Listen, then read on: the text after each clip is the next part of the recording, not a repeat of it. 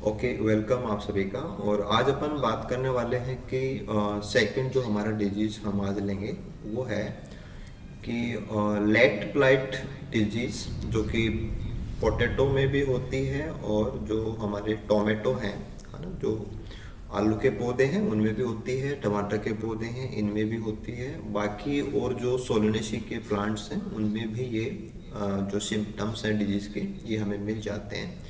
तो एक पोटैटो के हिसाब से बात करें तो बहुत ही ज़्यादा प्रॉब्लमेटिक डिजीज है और ज़्यादा इम्पोर्टेंट है, इसीलिए जो क्वेश्चंस हैं वो भी यहाँ से पूछे जाते हैं। ठीक है, तो देखो ये अपन जो बात करें कि लेट ब्लाइट जो डिजीज़ है ये बहुत ज़्यादा डिवास्टिंग है। डिवास्टिंग का मतलब बहुत ज़्यादा फसल को नुकसान पहुंचाती है और लगभग हर जगह पे जहाँ भी हम आलू की खेती लेते हैं, टमाटर की खेती लेते हैं, वहाँ पे लेट ब्लाइट फंगस है वो हमें मिलता है। जो फंगस की बात करें तो ये फाइटोप्थोरा है और फाइटोप्थोरा की कई सारी स्पीसीज होती हैं, उनमें से पोटैटो का जो लेट ब्लाइट है वो फाइटोप्थोरा इनफेस्टियंस करता है। तो ओमाइसीट का ही हमारा पहला मेंबर था, है ना, हम जो अपने डैम्पिंग ऑफ के बारे में डिस्कस किया था, और ये भी फाइटोप्थोरा भी क्या है, ओमाइसीट का ही मेंबर है। डिजीज की बात करेंगे तो जहाँ पे एक तो टेम्परेचर कम होता है, मॉइस्चर ज़्यादा होती है, उन एरियाज़ के अंदर डिजीज की संभावनाएं हैं वो ज़्यादा होती है, डिजीज ज़्यादा प्रॉब्लम देती है। देखो इसका सीधा सा कारण ये है कि यहाँ पे जो स्पोरेंजिया बनते हैं, अगर टेम्परेचर कम रहता है, मॉइस्चर ज़्यादा रहती है, तो उनसे कई सारे जूस्पोर बनते हैं। अगर टेम्परेचर हाई हो जाता है, मॉइस्चर कम होती है, तो डायरेक्टली सिंगल जर्म ट्यूब बनती है, जो हमने पाइथियम में भी पढ़ा था। तो जहाँ जूस्पोर बनने के लिए कंडीशन फेवरेबल होती है तो डिजीज है वो ज़्यादा फैलती है। तो ये अपन को ध्यान देने की बात है कि जहाँ भी जूस्पोर का मैटर आएगा तो वहाँ पे अगर कंडीशन फेवरेबल है तो डिजीज ज़्यादा फैलेगी। ठीक है, तो लगभग सभी कंट्रीज के अंदर पोटैटो का ये जो प्रॉब्लम है ये एक मोस्ट प्रॉब्लमेटिक डिजीज के रूप में एग्जिस्ट करता है। इंडिया में भी करता है, राजस्थान के अंदर भी आलू की खेती होती है, राजस्थान के अंदर भी लेट ब्लाइट हो, अर्ली ब्लाइट हो, दोनों ही जो डिजीज हैं वो काफ़ी कॉमनली हमें मिल जाती है।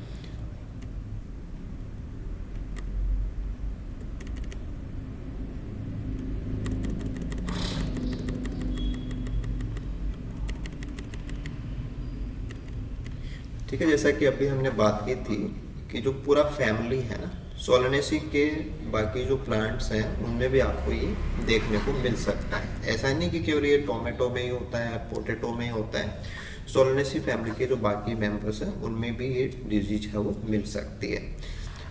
अफेक्टेड पार्ट्स पौधे के क्या क्या होंगे, जैसे कि यहाँ पे है ना, ब्लाइट को अपन झुलसा बोलते हैं, तो पत्तियां ऐसे जली हुई सी हो जाती हैं, ब्रंट लाइक हो जाती है, लास्ट में पत्तियां डेड हो जाती है, जो पर्टिकुलर एरिया है वो किल हो जाता है। तो ब्लाइट में किल द फोलिएज कि पत्तियों के ऊपर सबसे इंपॉर्टेंट सिम्टम्स हैं वो ब्लाइट के हमें मिलते हैं। इसके अलावा जो स्टेम पार्ट है ना, ज़्यादा इन्फेक्शन होता है तो जो तने वाला भाग होता है उसके ऊपर भी हमें मिल जाते हैं। तो चाहे पोटैटो हो, टोमेटो हो, पत्तियों के ऊपर और स्टेम के ऊपर, और इवन कई बार जो फ्रूट्स होते हैं उन फ्रूट्स के ऊपर भी, जैसे कि मान लो कि पोटैटो लेंगे तो ट्यूबर्स होंगे और टोमेटो लेंगे तो फ्रूट्स होंगे। तो आलू और जो टमाटर है ना, फ्रूट्स की बात करें, ट्यूबर्स की बात करें, तो वहाँ पर भी हमें सिम्टम्स हैं वो देखने को मिल सकते हैं। अब पर्टिकुलर फंगस का जो नाम है वो आपको ध्यान देना है कि जो हमारा डिजीज है ना लेट ब्लाइट ऑफ पोटैटो, तो कॉजिंग जो ऑर्गेनिज्म है वो होता है फाइटोप्थोरा इनफेस्टेंस। तो ये अपन को बिल्कुल से रिमेंबर रहना चाहिए कि जो आपका लेट ब्लाइट डिजीज है वो फाइटोप्थोरा इनफेस्टेंस से होता है। अर्ली ब्लाइट है वो अल्टरनेरिया से होता है ना, जो लास्ट क्लास में भी हमने बात की थी कि अल्टरनेरिया है वो ड्यूटेरोमाइसीट का मेंबर है और ये हमारा ओमाइसीट का मेंबर है।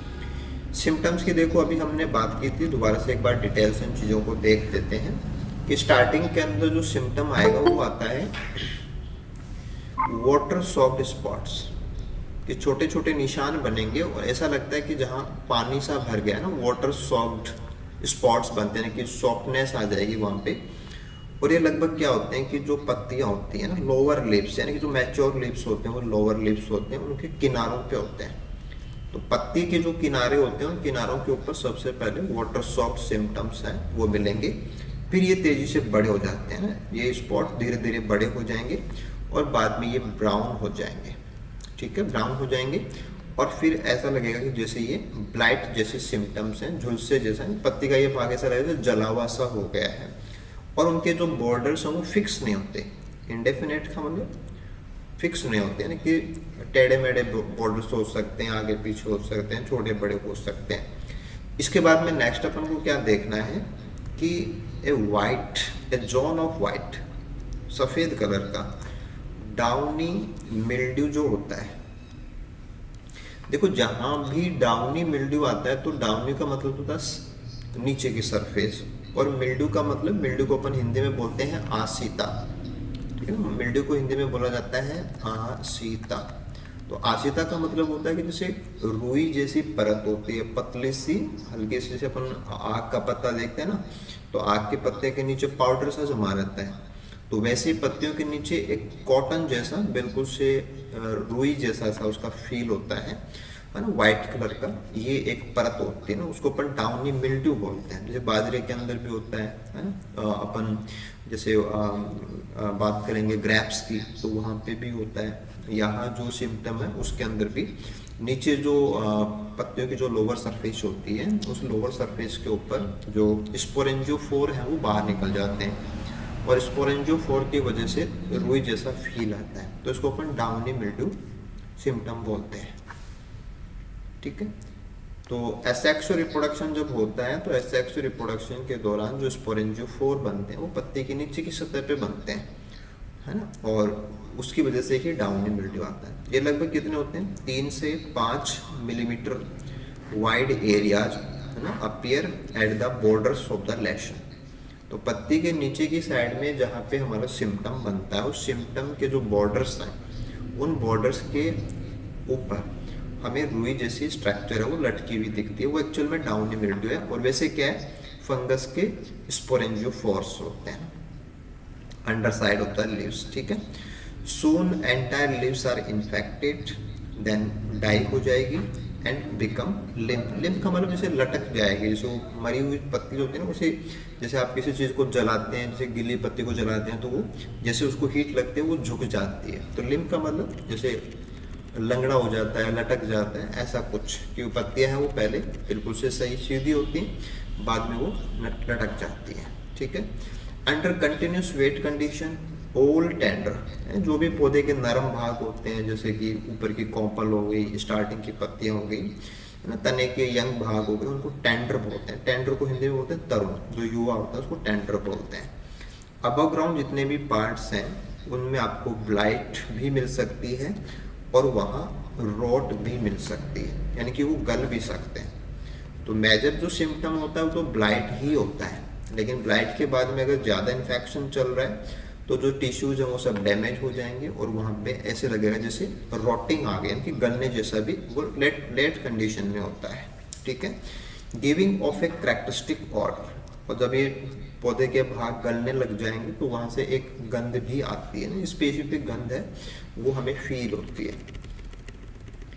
ठीक है, वैसे देखें तो अगर बहुत ज़्यादा इन्फेक्शन अगर हम मानेंगे या हो जाता है तो एंटायर प्लांट जो पूरा का पूरा जो पौधा होता है, ठीक है, वो become blight and die in a few days और ए फ्यू वीक। ठीक है, अगर ड्राई कंडीशन होती है ना, वेदर अगर सूखा है, मॉइस्चर कम है, टेम्परेचर ज़्यादा है, the activities of pathogen are slowed and stop, तो इन्फेक्शन ज़्यादा नहीं फैलता है। तो ये तो आपको हर डिजीज में ध्यान देना है कि जब क्लाइमेटिक कंडीशन फेवरेबल होते हैं तो डिजीज बहुत ज़्यादा अच्छे से फैलती है। ठीक है, अब हम देखें कि जितने भी हमारे सिम्टम्स बनते हैं, जो भी हमारे पत्तियों के ऊपर, स्टेम के ऊपर, कि existing lesions stop enlarging, turn black, curl and wither, फट जाते हैं, टूट जाते हैं, and no oomycete appear on the under side of the leaves. ये कब की बात हो रही है, ड्राई वेदर की बात हो रही है। तो ड्राई वेदर के अंदर जो कॉटनी ग्रोथ है वो हमें देखने को नहीं मिलते, नो ओमाइसीट्स। यानी कि जो स्ट्रक्चर्स हैं, है ना, उन स्ट्रक्चर्स की बात करें तो वहाँ पे जो रिजल्ट्स मिलना चाहिए, यानी कि जो हम स्पोर्स की बात करें तो वो नहीं बनेंगे, यानी कि जो सेक्सुअल रिप्रोडक्शन है उसकी बात हो रही है। When the weather become moist, जब वापस से नमी बढ़ जाती है तो इसकी एक्टिविटी दोबारा से स्टार्ट हो जाती है और अगेन डिजीज डेवलपमेंट है वो चालू हो जाता है। यानी कि प्लांट के अंदर इन्फेक्शन होने के बाद में जो सिम्टम्स हैं वो वेदर के ऊपर डिपेंड करते हैं। वेदर अगर फेवरेबल है तो बहुत अच्छे से हमारे सिम्टम्स हैं वो आते हैं, अगर वेदर अनफेवरेबल है तो जो डिजीज का डेवलपमेंट है वो रुक जाता है। अगर ऐसे हम आलू के जो ट्यूबर्स हैं उनकी बात करें, है ना, कि आलू के जो ट्यूबर्स हैं अगर हम उनके सिम्टम्स को देखेंगे तो वहाँ में क्या मिलेगा, फैसियो पर्पलिश, यानी कि हल्का सा पर्पल कलर लिए हुए, बैंगनी रंग लिए हुए, या ब्राउनिश, जिसमें भूरापन होता है, ब्राउनिश। ब्लॉच बनते हैं, ब्लॉचेस का मतलब पानी से भरे हुए एरिया है, consisting of water soft dark somewhat reddish brown tissue that extend 5 to 15 millimeters into the flesh of tuber। तो ट्यूबर का जो एरिया होता है ना, ट्यूबर का जो पूरा बॉडी होता है, उस बॉडी के अंदर 5 से 15 मिलीमीटर के छोटे छोटे ब्राउनिश रेडिश ब्राउन कलर के पानी से भरे हुए से निशान बन जाते हैं। Later the affected areas become firm and dry, यानी कि फिर वो वैसे सूख जाएंगे, सिकुड़ जाएंगे, एंड समवट सनकर। तो स्टार्टिंग में पानी से भरे भरे से होते हैं, बाद में वो थोड़े थोड़े से सूख जाएंगे और ऐसे पिचके पिचके से हो जाते हैं। रेडिश ब्राउन टिश्यू क्या होता है? रेडिश ब्राउन का मतलब जिसमें लाल और भूरा दोनों रंग होते हैं, रेडिश ब्राउन। रेड से रेडिश, ब्राउन का मतलब ब्राउन। रेडिश ब्राउन का मतलब लाल और भूरा रंग, है ना। Such lesions may be small or may involve almost the entire surface of the tuber without spreading deeper into the tuber interior. तो सतह के ऊपर हमें ये छोटे भी मिल सकते हैं, काफ़ी बड़े निशान हैं वो भी मिल सकते हैं। अभी हम ट्यूबर की बात कर रहे हैं, ठीक है। बहुत ज़्यादा इन्फेक्शन होने पर रोटिंग आएगी। Rotting however continues to develop after tubers are harvested.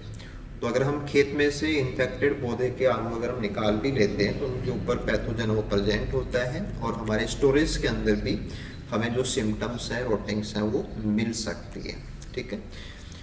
हाँ, इन्फेक्टेड ट्यूबर्स के ऊपर भी हमें स्पोरेंजियोफोर्स हैं वो मिल जाते हैं, जो स्पोर्स हैं वो मिल जाते हैं, ठीक है। उसके बाद में जब रोटिंग होती है तो जो दूसरे फंजाई हैं वो भी आ जाएंगे, बैक्टीरिया भी आ जाएंगे। और फाइनली अगर हम कोई भी फ्लैशी पार्ट हो, जो पौधे के नरम भाग होते हैं, अगर वो गलते हैं तो उसको अपन सॉफ्ट रॉट बोलते हैं। तो फाइनली दूसरे पैथोजन भी आ जाएंगे, है ना, सैप्रोफिटिक भी आ जाएंगे, तो उससे सॉफ्ट रॉट्स हो जाती है और फिर एक बदबूदार गंध निकलती है ना। ऑफेंसिव का मतलब जो पसंद नहीं आती है, ऐसे अरुचिकर, टूटेड का मतलब बदबूदार। तो एक है ना, जैसे आलू सड़ता है तो उसे खास प्रकार की गंध आने लग जाती है, ठीक है। ऐसे अगर हम बात करें कि जो टोमेटो लीव्स हैं, है ना, टमाटर के पौधे के अंदर पत्तियां हैं, स्टेम है, फ्रूट्स है, उनके ऊपर भी इन्फेक्शंस है वो हमें मिल जाते हैं। और कंप्लीट डिस्ट्रक्शन जैसे आलू में होता है वैसे ही टोमेटो के अंदर भी हमें कंप्लीट डिस्ट्रक्शन देखने को मिलेगा। तो थोड़ा सा अंतर ये है कि जैसे पोटैटो है उसमें तो बहुत अच्छे से रोटिंग आ जाती है, लेकिन टोमेटो के अंदर rot rapidly in the field और इन स्टोरेज। जैसे आपने टोमेटो की बात की ना, वैसे ही पोटैटो टोमेटो दोनों के अंदर क्या है कि फील्ड के अंदर या अपन टमाटर को स्टोरेज करते हैं या अपन मार्केटिंग करते हैं तो वहाँ पे भी रोटिंग मिलेगी। अब अपन नेक्स्ट चलते हैं कि हमारे पैथोजन के कुछ पॉइंट्स को डिस्कस कर लेते हैं कि द पैथोजन, और ये क्या है, फाइटोप्थोरा है और जीनस स्पीशीज का नाम है इन्फेस्टेंस। तो फाइटोप्थोरा इन्फेस्टेंस जो है ये ओमाइसीट का है और दूसरी खास बात कि लेट ब्लाइट डिजीज कोज करता है, लेट ब्लाइट, ठीक है।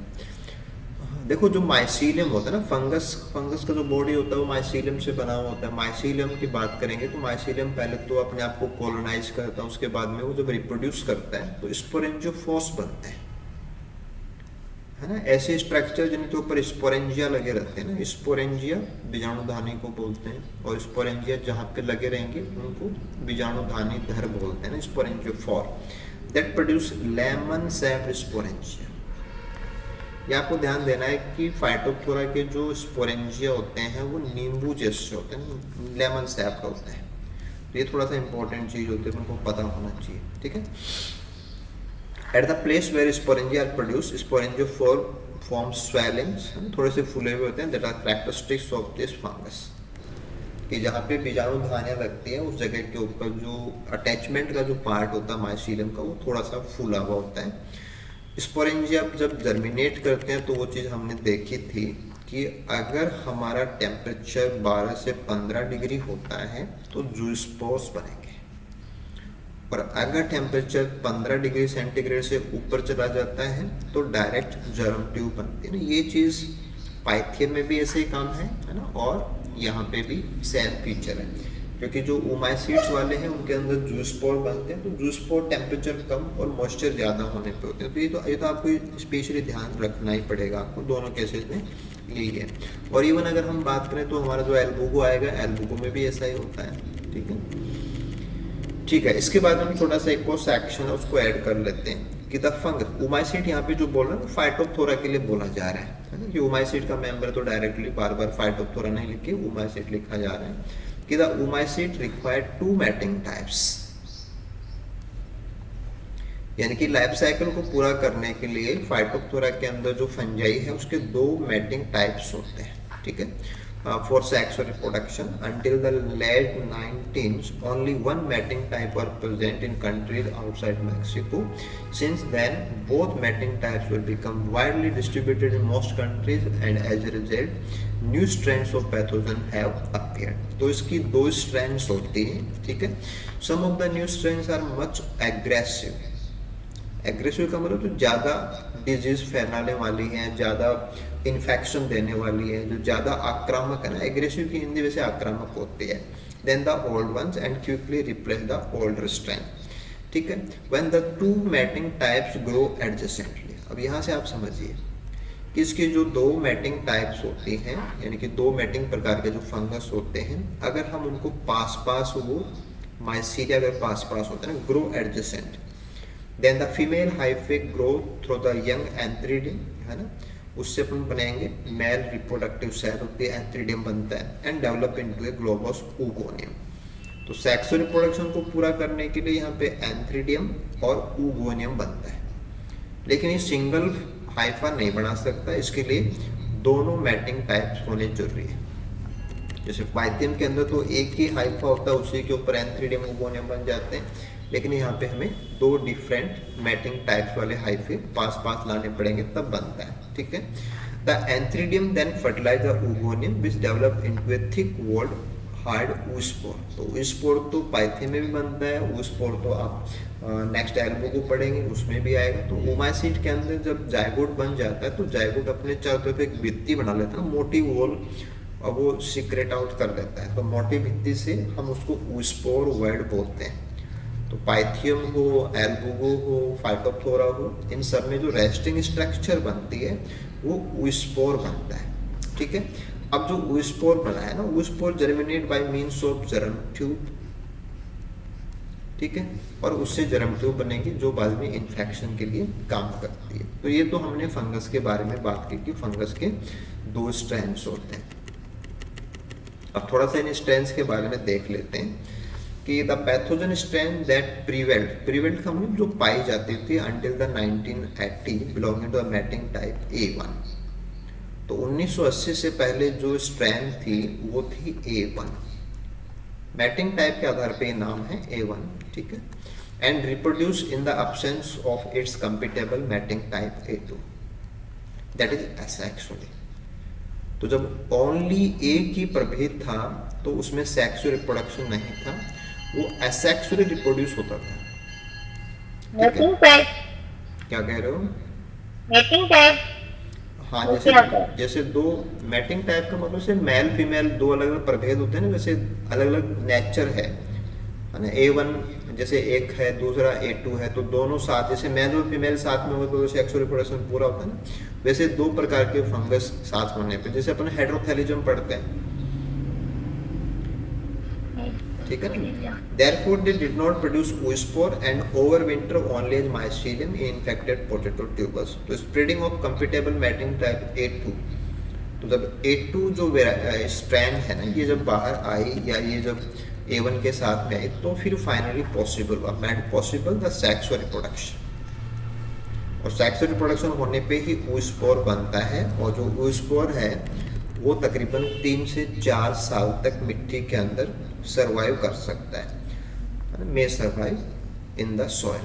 तो इसको अपन पेरिनेशन बोलते हैं कि फंगस है, जब उसमें सेक्सुअल रिप्रोडक्शन होता है तो उसमें A1 एंड A2 दोनों प्रभेद के अगर हाइफे साथ में होंगे तभी oospore बनता है, वरना नहीं बनता है। अब थोड़े से कुछ पॉइंट इसमें और अपन ऐड कर लेते हैं जो हमारे क्वेश्चंस में हमें काम आ सकते हैं। ये था कि during infection a number of potato defence related genes are induced by the pathogen including gene encoding β13 glucanase. तो जैसे इन्फेक्शन होगा तो ये वाला जो जीन है इसका एक्सप्रेशन बढ़ता है, β13 glucanase known to be induce in many host pathogen system. और ये वाला जीन जब एक्टिवेट होता है या इसकी एक्टिविटी जब बढ़ती है,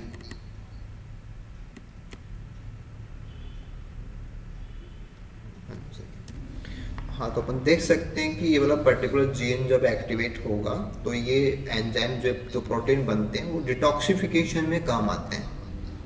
यानी कि इन्फेक्शन के तुरंत बाद पौधा कुछ एंजाइम्स को बनाने लग जाएगा जो प्लांट और पैथोजन के बीच में जो डिजीज डेवलपमेंट चल रहा है उसमें डिटॉक्सिफिकेशन के काम आते हैं। तो प्लांट डिफेंस के जो जीन्स हैं वो स्टार्ट हो जाते हैं। तो ये भी अपन से क्वेश्चन में पूछा जा सकता है।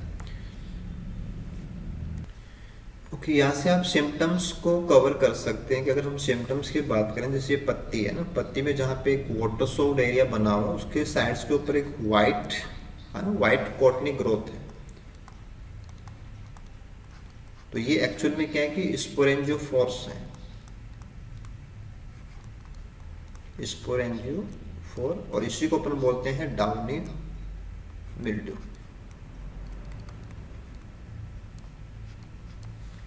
तो फंगस का जब इन्फेक्शन होता है तो पत्तियों के ऊपर हमें है ना जो रिप्रोडक्टिव स्ट्रक्चर है, एसेक्स रिप्रोडक्टिव स्ट्रक्चर, उसके रूप में हमें कॉटनी ग्रोथ मिलती है। और बाद में लेटर कंडीशन में देखेंगे तो ये एरिया क्या हो जाते हैं, सिर्फ जले हुए से हो जाते हैं, ब्रंट। तो इसको अपन बोलते हैं ब्लाइट। ब्लाइट का मतलब झुलसा रोग। तो पत्तियां हैं वो ब्रंट लाइक दिखाई देते हैं। और लेटर कंडीशन में जो स्टेम है, स्टेम के ऊपर भी हमें ऐसे सिम्टम्स हैं। सीरियल इन्फेक्शन होगा तो स्टेम वाले पार्ट के ऊपर भी हमें मिल सकता है। पूरा का पूरा जो प्लांट है, टेंडर भाग है, वो पूरे पार्ट्स डैमेज हो सकते हैं। और प्लांट्स की जो हमने क्रॉप ले रखी है ना, यहाँ पे देख सकते हैं कि पूरा जो क्रॉप है वो खराब हो गया है। सारे पौधे वो बहुत डिस्ट्रक्टिव डिजीज होते हैं कि कंप्लीट जो फसल है वो खराब हो जाती है, बहुत बड़े एरिया में खराब हो जाती है, तो इससे एपिडेमिक्स भी आते हैं। ठीक है, ऐसे अपन ट्यूबर्स वगैरह, एपिडेमिक्स का मतलब महामारी होती है। ओके, ठीक है, जो ट्यूबर्स हैं उनके ऊपर भी हमें देखने को मिल सकते हैं। यहाँ पे आप देख सकते हैं कि जो स्पॉट्स हैं वो किस प्रकार के हैं, पोटैटो हो, टोमेटो हो, इनके ऊपर हमें देखने को। कॉनिडियोफोर्स हैं, जो स्पोरेंजियोफोर्स हैं, वो भी इनके ऊपर बन सकते हैं।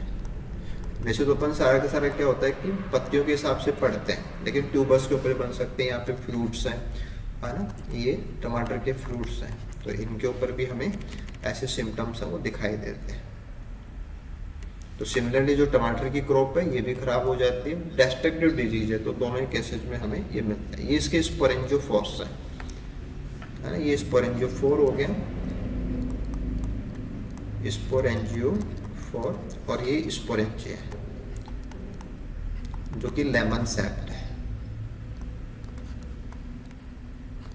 आगे और भी डायग्राम्स हैं, उनसे भी अपन समझने की कोशिश करते हैं।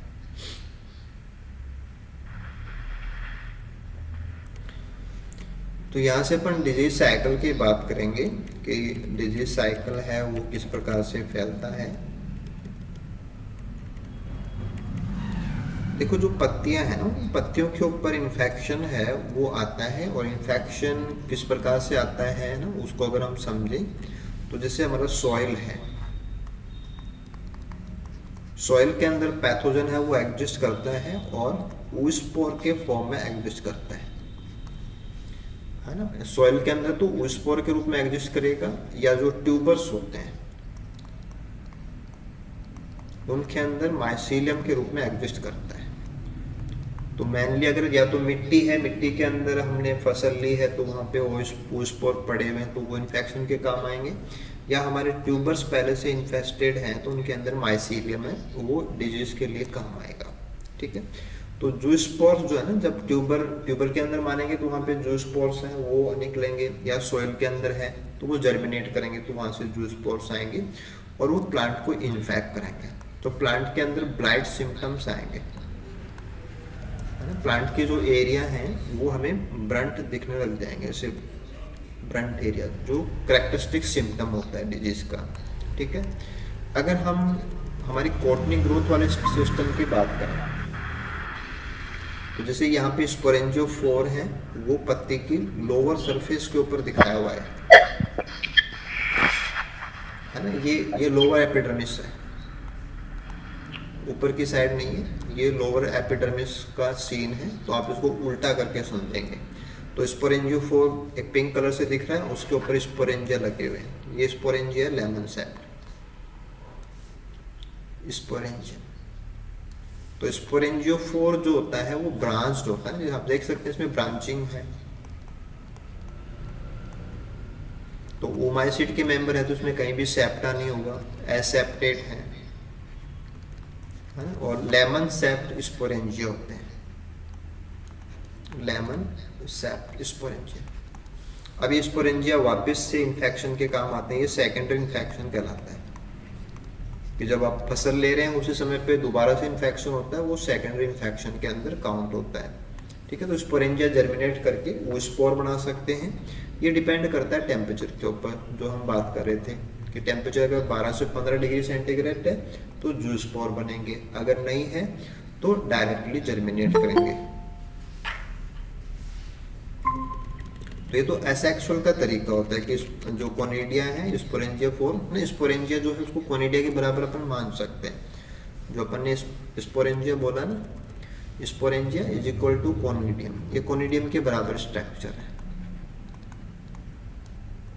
तो वैसे टेक्निकली आप इसको यहाँ पे स्पोरेंजियम बोलते हैं, लेमन सेप्ट बोलते हैं, और ये सेकेंडरी इन्फेक्शन के काम आता है। दूसरी साइड में अपन देख सकते हैं कि जो इन्फेक्टेड ट्यूबर है वो हम देख पा रहे हैं।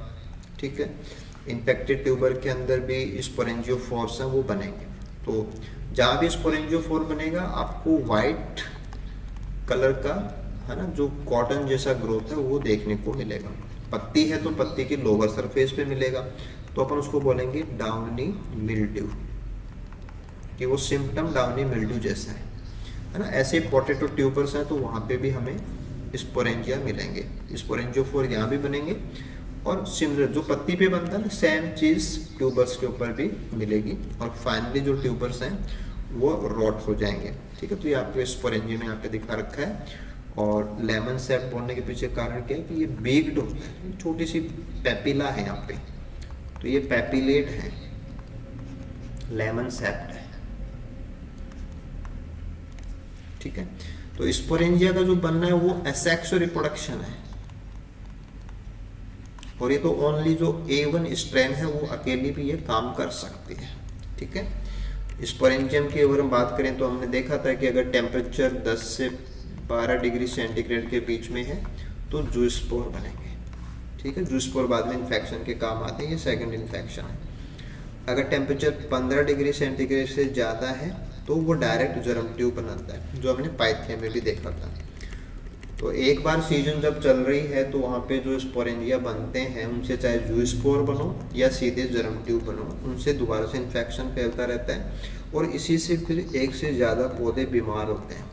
और अगर बहुत बड़ी एरिया के अंदर टेम्परेचर हमारा जूस्पोर वाला चल रहा है फेवरेबल, है ना, मॉइस्चर ज़्यादा चल रही है, टेम्परेचर कम चल रहा है, तो बहुत बड़ा एरिया प्रभावित हो जाएगा और महामारी आती है। ये तो डिजीज के फैलने की वजह से एपिडेमिक्स होती है। ठीक है ना।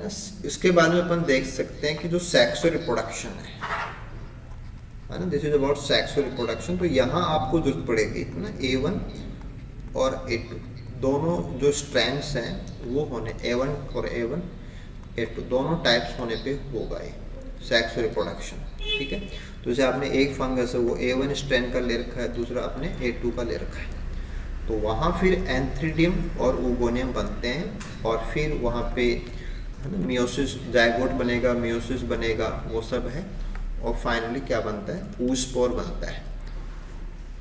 This is a oospore।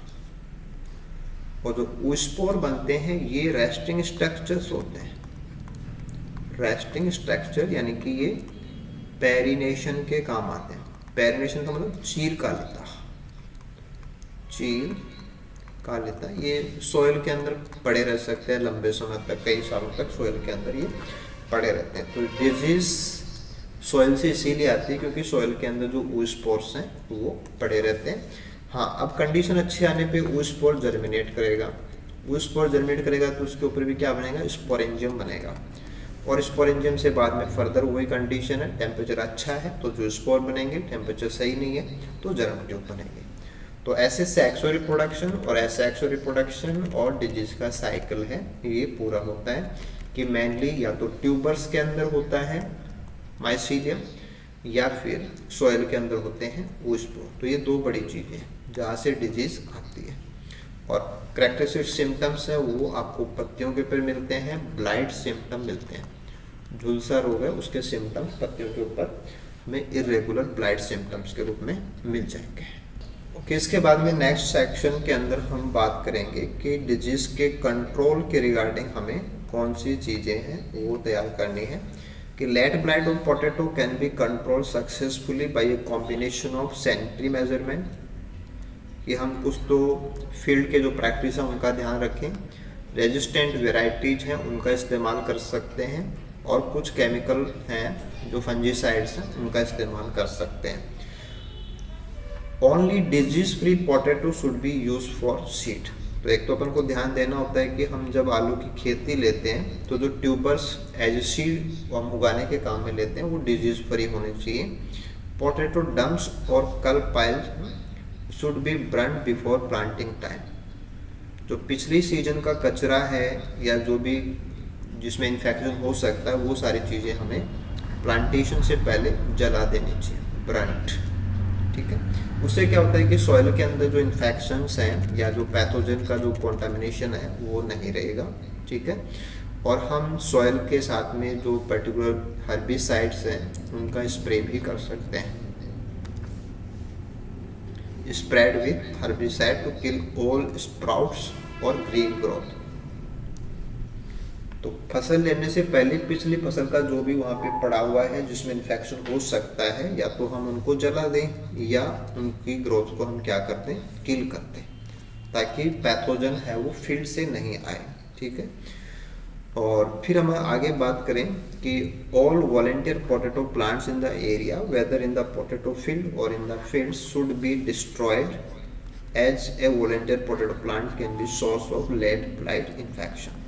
यानी कि हमें पिछली सीजन के जितने भी हमें सस्पेक्टेड है कि कोई भी ऐसा पौधा है जिसमें पैथोजन हो सकता है तो हमें प्रॉपरली उनको सैनिटाइजेशन करना। ये सैनिटाइजेशन होता है कि अपन उनको हटा देते हैं।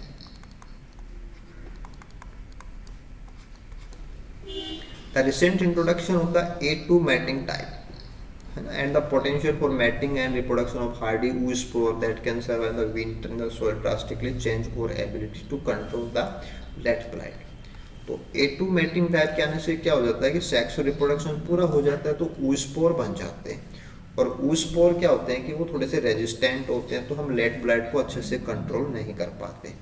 तो ओनली अगर वहाँ पे A1 का ही इन्फेक्शन है तब तो हम अच्छे से कर सकते हैं क्योंकि वहाँ oospore नहीं होते, और A1 और A2 दोनों होते हैं तो oospore होते हैं, इसलिए थोड़ा सा डिफिकल्ट हो जाता है। ओनली एक तो आपको रेजिस्टेंट जो पोटैटो वेराइटीज हैं वो हमें लगानी होती है। अनफॉर्चुनेटली क्या है कि most popular commercial potato varieties are susceptible to late blight.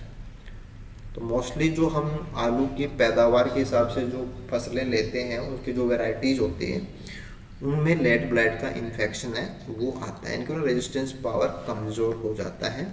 The blight fungus comprise A number of rashes. दूसरी बात क्या है कि जो हमारा फाइटोप्थोरा इन्फेस्टेंस है इसकी कई सारी रेसेज हैं, which differ from one another in the potato varieties and they can attack। यानी कि एक तो फंगस के बहुत सारे प्रभेद हैं, इसलिए कोई ना कोई जो रेसेज है वो इन्फेक्शन देने के लिए सक्षम होती है। तो some of them are resistant to vine infection but not to the tuber infection. तो वो इन्फेक्शन वेरी करता है कि फंगस की बहुत सारी स्ट्रेंथ्स होने से ये प्रॉब्लम है वो आ जाती है। जो भी हमारी वेराइटीज है, न्यू वेराइटी जो कि रेजिस्टेंट वेराइटीज के रूप में तैयार की गई है, derived from crosses with wild potato species have one or more genes for resistance of late blight. तो हाइब्रिडाइजेशन के थ्रू जो वेराइटीज बनाई गई हैं उनमें हमारे जो नेटिव स्पीसीज हैं, जो आलू की जो परंपरागत वेराइटीज थी, उनमें से रेजिस्टेंस जीन, जिनको अपन आर जीन बोलते हैं, वो उनमें इंट्रोड्यूस की गई है ना, have been withstood attack by the old known races oomycete for a short while, however they were attacked by other races not previously distinguished. तो ऐसा है कि हम कुछ एक प्रभेद से तो हमारी फसलों को बचा सकते हैं, लेकिन लगभग सभी जो रेसेज हैं फंगस की, उससे बचाने के लिए हमारे पास कोई रेजिस्टेंट वेराइटीज़ हैं, बहुत ज़्यादा सक्षम रेजिस्टेंट वेराइटीज़ जो हैं वो नहीं है। तो यही कारण है कि जो बहुत बड़ा प्रॉब्लम है वो इस डिजीज से सभी आलू और टमाटर की फसल हम जहाँ पे लेते हैं वहाँ देखने को मिल जाता है। ठीक है, तो मोस्टली अपन वेराइटी से इसको कंट्रोल नहीं कर सकते ना, नॉट सफिशिएंट है ना, to rely on the varietal resistance to control the late blight in favourable weather. Late blight can severely affect these varieties unless they are spread with a good protective fungicide. तो फिर हमें fungicide का use करना होता है। Even resistant varieties should be spread regularly with fungicide to eliminate as much as possible. यानी कि अगर हमने फसल के रूप में रेजिस्टेंट वेराइटी काम में ली है आलू की, तो भी हमें फंजीसाइड तो अप्लाई करने पड़ते हैं, है ना। The possibility of becoming suddenly attacked by races of the oomycete to which they are not resistant. तो ये होता है ना कि फील्ड में हमने जो फसल ले रखी है, क्या पता उसमें रोगजनक जो वेराइटी हमारे पैथोजन की उसके प्रति रेजिस्टेंस है या नहीं, तो हमें फंजीसाइड रेगुलरली अप्लाई करना ही पड़ता है ना, कि हमें काफ़ी सारे जो केमिकल्स हैं उनका इस्तेमाल करना पड़ता है। However it is always advisable to use resistant varieties even when spread with fungicide are considerable the most control strategy. तो दोनों मिक्स करना पड़ता है, वेराइटी भी हमें रेजिस्टेंस वाली लेनी होती है और साथ में हमें स्प्रे भी करना होता है। ठीक है, ओके।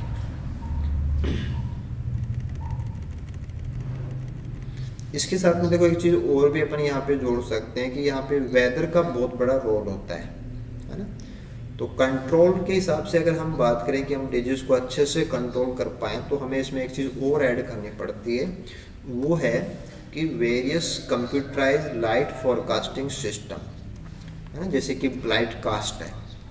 ये सॉफ्टवेयर हैं और ये कंप्यूटर डिजाइन सॉफ्टवेयर क्या करते हैं कि वेदर के जो फिनोमिना होते हैं उनको असेस करके ये बताते हैं कि ब्लाइट फैलने के चांसेस कैसे हैं। तो पर्टिकुलर एरिया के अंदर ब्लाइट डिजीज को लेके जो भविष्यवाणी, फोरकास्टिंग को भविष्यवाणी बोलते हैं, क्योंकि वेदर जो है ना, जूस्पोर का जो बनना है वो 10 से 12 डिग्री सेंटीग्रेड के ऊपर डिपेंड कर रहा है और हाई मॉइस्चर कंटेंट है, हाई मॉइस्चर कंटेंट।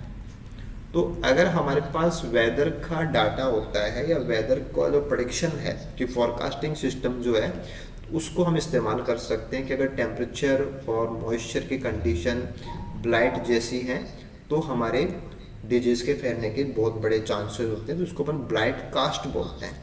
तो ब्लाइट कास्ट एक सॉफ्टवेयर है जो ब्लाइट के प्रति है ना फॉरकास्टिंग करता है कि वेदर के डाटा को असेस करके ब्लाइट फैलने वाली है या नहीं फैलने वाली, तो उसके लिए पहले से इंफॉर्मेशन वो सेंड कर देता है फार्मर को। इसके बाद में आप कुछ फंजीसाइड्स के बारे में भी ध्यान दे सकते हैं कि कुछ ब्रॉड स्पेक्ट्रम है ना और सिस्टेमिक फंजीसाइड्स हैं वो लेट ब्लाइट के लिए काम में आते हैं।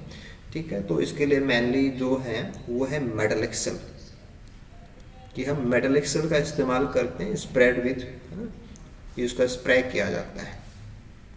तो फंजीसाइड के रूप में हम मेटलेक्सिस का इस्तेमाल करते हैं। ऐसे अपन कुछ हर्बिसाइड्स हैं उनका इस्तेमाल भी कर सकते हैं ट्यूबरस वगैरह में स्प्राउटिंग ना हो, यानी कि हम फंजीसाइड हैं, हर्बिसाइड्स हैं, इनका इस्तेमाल करके भी हम कंट्रोल कर सकते हैं। ऐसे हम यहाँ पे एक चीज़ और ले सकते हैं कि हम जो हमारे ट्यूबर्स जो कि फसल के लिए काम में लेते हैं, यानी कि जिन आलू से अपन खेती करेंगे ना, उनका अपन पहले से ट्रीटमेंट कर देते हैं। Pre treatment of tomato plants with chemical, this is DL3 amino butyric acid. और ऐसे ही है प्री इनोकुलेशन। प्री इनोकुलेशन का मतलब होता है कि कोई माइक्रोब है वो पहले से अपन इस्टेब्लिश करते हैं विथ टोबैको नेक्रोसिस वायरस।